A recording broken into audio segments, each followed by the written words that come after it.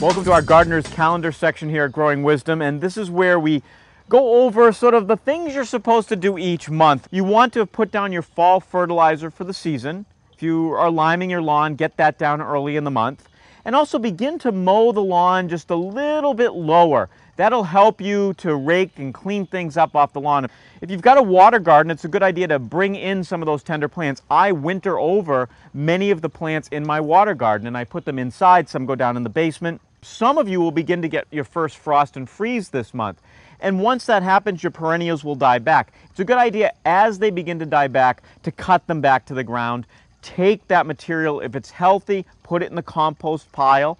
Bring in some of the tender bulbs and store those. And so if you have things like gladiolas or elephant ears and you want to save the bulbs year to year, bring them in and store them downstairs in the basement or in a cool, dry spot in your house. You can also plant the spring bulbs now. Believe it or not, you can plant garlic now. So if you want to plant garlic now, you can do that. Find a sunny spot in your garden and plant it. If you want to move some trees and shrubs, it's a terrific time to do that. There are a few that you want to wait till spring. Things like birch, any of the stone fruits, those would be peaches and pears and plums and things like that.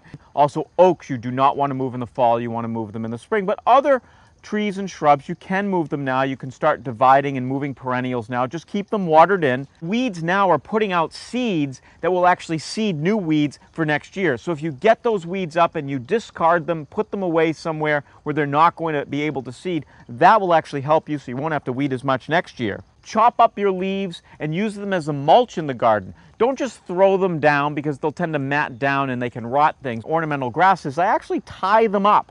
I tie them up, and that helps to give me winter interest all year long. If I don't tie them, when the first snowfall comes, the grasses tend to flop over and they get all mushed down. But if you take them with a nice piece of string or some twine and tie them nice and tight at the base, they'll stay tall and they look wonderful all winter long. If you have a snowblower, you want to check it to be sure that it's in working order. Check your snow shovels and your ice choppers. Be sure that they're not all bent and dinged up so that next month or the month after, when we do eventually get some snow, if you live in the part of the country that gets snow, everything's all ready. So that's our Gardener's Calendar for October. Come back every week for all of our information and come back every month for a new garden calendar.